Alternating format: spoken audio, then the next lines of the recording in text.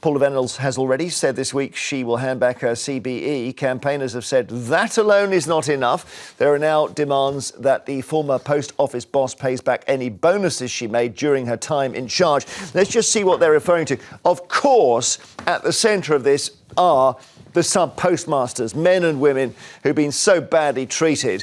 But also at the centre of it is Paula herself. There she is. The name in flames now, of course, because she's been landed on for this whole thing. Her shadow thrown over not just her business career, but her ministry. She's a reverend. 2012 to 2019, she was CEO. Her total pay, 4.5 million. That includes pension, OK? It's half of that was bonuses that were performance related. This is the problem. Can you claw back that bit of it, the half of it, and say, well, you didn't do a very good job, did you? The Guardian is helpful today, charting her rise and fall. And I just marked out a couple of things so you can see why people are going for her in particular. 900 post office operators targeted. 900! She was awarded her CBE after she left the job. Her 2.2 million in bonuses was mostly linked to a plan to make the post office profitable. After she left, 10 months after, the post office said, all right, game's up here. 555 people we need to settle with because it was our fault what happened to the postmasters. But she had become involved in basically blocking questions about Horizon and assuring people it was okay.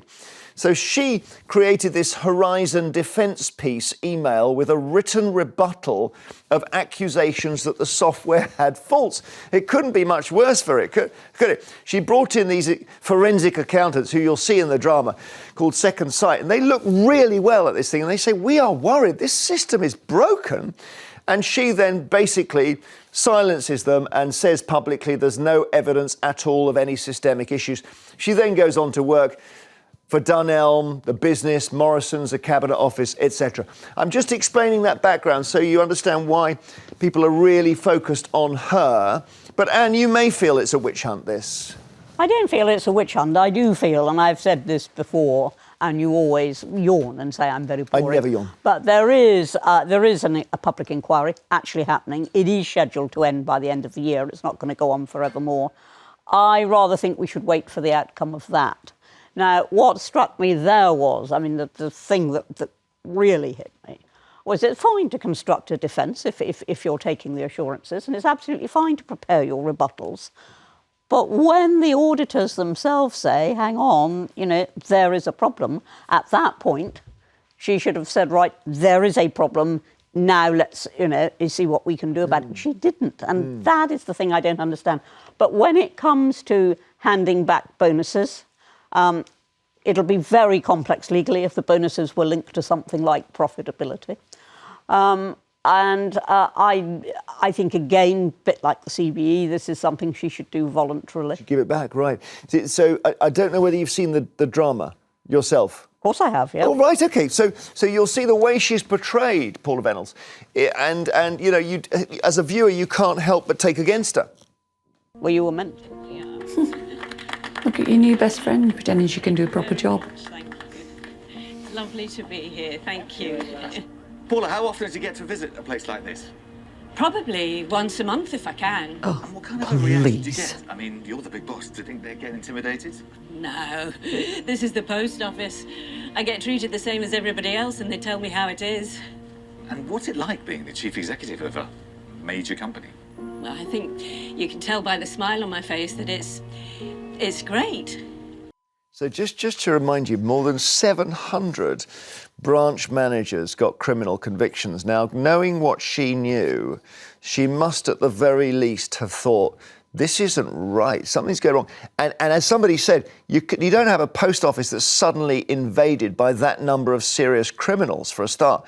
So it's quite wicked, actually, isn't it, Michael? I mean, I think suppressing the Second Sight report is probably the most damaging allegation. Well, that's not an allegation, is it? That's a fact. They did suppress that Second Sight report. I suppose one thing I'm worried about here is not. I've got no sympathy for her, quite frankly, given that all that these postmasters have been put through.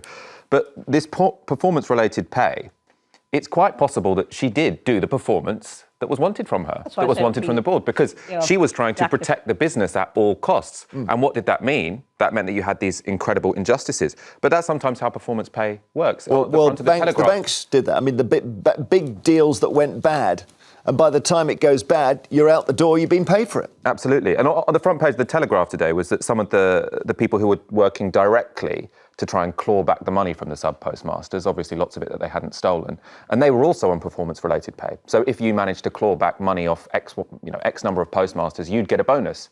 And so many of the accounts of this has sort of been framed as, well, when the auditors came in, it seemed like they were there purely to try and claw money from us. And, well, that's how their contracts work. do. I suppose that there are precedents for people voluntarily giving back pension. James Crosby at HBOS, after the banking crisis, gave back 30%. That fellow who ran RBS, Fred Goodwin, his pension, I mean, this is pretty bad anyway, his pension was 500-something thousand a year.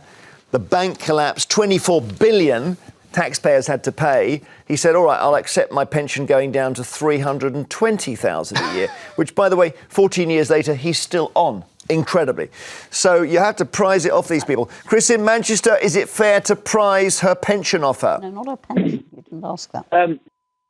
Yes, it is. Firstly, can I say what the world needs is a blessing of Anne Widdecombe's. A blessing of Anne's. That would be wonderful, Anne. Big fan. Jeremy, I'll tell you what's wrong with this for me. I'm a majority shareholder in a business, but also, obviously, I'm a director. Directors declare bonuses for staff and themselves, and then decide whether there's a dividend policy for the shareholders. Sometimes you can get very confused. What I'd like to know is who decided she was worthy of a bonus? This is a government body. Who decided that she'd get that bonus? Well, someone looks at the bottom line, don't they? They look at as Michael's saying. She will have had a target. The numbers were good. Yeah, she had a target and she reached it. Yeah. Okay. But key performance indicators, I think the gentleman referred to this. That just doesn't mean or it shouldn't just mean the bottom line. If it does, then there's a problem. Yeah. It should be lots of other things like, if there are problems which they knew about with a supplier, in this case the IT provider, then that needs investigating. Just because money hits the bottom line isn't the one and only factor. You're so right. And thank God we have a free press in this country, and we think of Nick Wallace, Private Eye, we're onto it. Computer Weekly did the first piece in 2009, because without them, Chris, we would never have found any of this out, would we? No, we wouldn't, and that's why I think that if we're going to be the problem is with any you can tell I have difficulties with government-run bodies when we hear these stories time and time again of people receiving huge sums of money whilst they're in employment. You mentioned the Coates lady the other day Denise in Coates. one of your debates, Denise Coates. And, is it right she pulls 270 million quid? Well, that's free enterprise, Jeremy, as far as I'm concerned. All right. Well, post office is not free enterprise. Thank you, Chris, very much.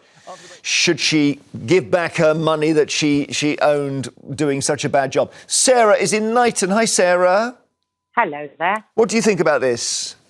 Oh, well, I think it's shocking. I have, in solidarity with the postmasters, have sent back my MBE that I was awarded in 2014 to the Forfeiture Committee, care of 10 Downing Street, and written a covering letter to King Charles explaining why I've done it. And what was your MBE for, Sarah?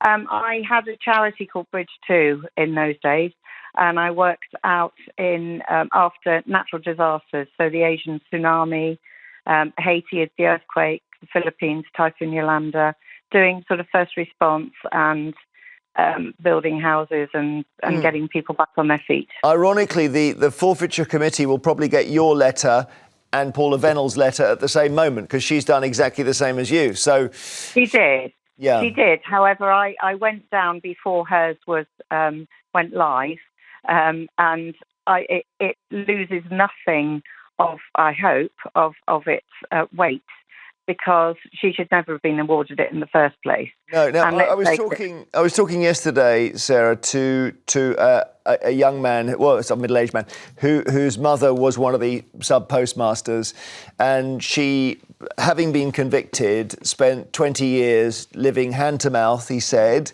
and then she died of cancer. Now, there's nothing, I mean, it's terrible, it's heartbreaking, and I don't know what you even do in that situation. The whole thing, I mean, I watched the programme along with, millions of other people, and the first programme made me cry, the second one made me angry, the third one made me really angry, and the fourth one made me apoplectic. And I just thought, I've got to do something. I'm just a little tiny voice in that, a grain of sand, but to stand in solidarity with those people who have lost everything, their lives, literally their lives, some of them, the ones that committed suicide, their marriages, their families, their houses, their businesses. It's utterly shocking. And the fact that Paula Vennells didn't hand hers back in, or even accepted it, because, of course, the inquiry had happened by the time she was actually given it. Yes, you're right. But if you add into that, Liz Truss and Boris Johnson, able to give, honours when they leave, having disgraced themselves, it makes the honours system become, to me, completely irrelevant. It's broken. Understood. It needs a complete overhaul. They need to do that pruning of it, maybe. Thank you, Sarah, so much. Really, really interesting. Sally in Surrey, are you broken-hearted over this as well? Absolutely. I have to say the previous caller pretty much said all I wanted to say. So I would only add that I think the idea of somebody receiving that level of bonus for such industrial level incompetence is frankly sickening. I think the money that she's been given should be siphoned off and paid out. I know once it's siphoned off, a very small amount to those who are victims of this. I think they should all receive vast compensation, because the compensation in monetary terms should cover all their losses, the loss of their livelihoods, the loss of their credibility, the loss of their everything they've had in life. To imagine what it was like. I watched a play called The Crucible a while back, which is all about somebody who just refuses to accept he's guilty because he doesn't want to lose his good name. And this amazing speech where he just says, all I have is my name. And the thing is, I don't know how you compensate somebody for the loss of their good name. It's really hard. So if you spent 30 years or 20 years, people in your village thinking you're a criminal, how do you compensate for that, Sally? Well, you can't really, but you can make it very public that you have done everything in your power to demonstrate that you are enormously apologetic for it, and to enable them to have a very, very comfortable life. The fact that one of the main players in this whole scandal has received a £2 million bonus is beyond sickening. Yeah. And you mentioned Fred Goodwin, that's another example. It seems to me that these people in very high office are never properly held accountable. No. Well, there was a guy in the banking crisis called Joseph Cassano who ran an office in Mayfair called AIG. It went down with billions of debt. He'd already left with at least 50 million, and he never gave any of it back. And it was known as ground zero of the credit crunch. So we're not very good at going after people, Anne, are we? I think we're quite good at going after people. The problem is that the rules aren't clear. And as I said, if your performance bonuses are related to a specific set of targets and you have on paper at any rate reach those targets, then you have a problem, which is why I say she should do this voluntarily. I mean, she knows the problems that have been Well, she's a Christian lady, right? And she's a Christian. So but what does she do? She gives back, let's say, £4 million, and then she maybe she should be prosecuted after that. Maybe that's that's for the inquiry to determine. Yeah? I think not you and I, and but also not the public. While we're castigating people here, particularly her, there are some heroes, and I would mention your former colleague James Arbuthnot. He was terrific. Who's an MP. Terrific. And I knew him a little bit when I was a reporter down there. He was a very quietly spoken, modest guy, and he clearly was just a very good MP. He was and he got stuck into MP. it. He was a very, very good opposition chief whip, actually, believe it or not. Right. James in that 2000s. quiet way that he had. Right. He was wonderful, and I was always a great fan of James. So there's one hero. Bates, Mr. Bates again. Yes. The people at ITV have done this. Nick Wallace, I've mentioned, the reporter, Computer Weekly. So there's a few bright spots here, Michael. I mean, there's lots of bright spots in here. I think I would disagree with you that we come down hard enough on these people already. Because I do think if we're talking about how do we avoid this in the future, clearly there are some misaligned incentives in many companies where they say, well, it's safer for us to cover this up than to come clean. And I think people in these organisations need to think, well, if we come clean, yes, of course, there'll be this cost to the organisation. But if we cover it up, we could go to jail. Yes, and exactly. in this country, what we tend to do is we have very long public inquiries where they last years and years and years. At the end of it, they say, oh, well, this person did do some wrong, et cetera, but no one goes to jail. No, you're and so you saw right. it with the financial crisis, and then the next round of bosses will have exactly the same. Let's go. Siobhan in Bournemouth, you think there should be jail time here? Yes, I think that they should. I think her assets, all of them, should be seized as proceeds of crime. I think all of them, the ones that got bonuses, the ones who covered it up, the ones who Fujitsu, they should have their assets seized and they should go to jail. They wouldn't put up with this in America. They'd already be in jail on bail. You're right, actually. I mean, they imprisoned that that's lot, that Enron, the Enron lot. Their feet didn't touch the ground. Kenneth Lay and Jeff Skilling, they all went to jail. Yes, absolutely. It's just, and here she's allowed to resign, given a massive pension and an honour. And she's preaching in church as well. They knew it. Yeah, they knew it. In 2019, they knew it when they allowed her to resign. And the Fujitsu boss as well, the Tory donor. They knew all this.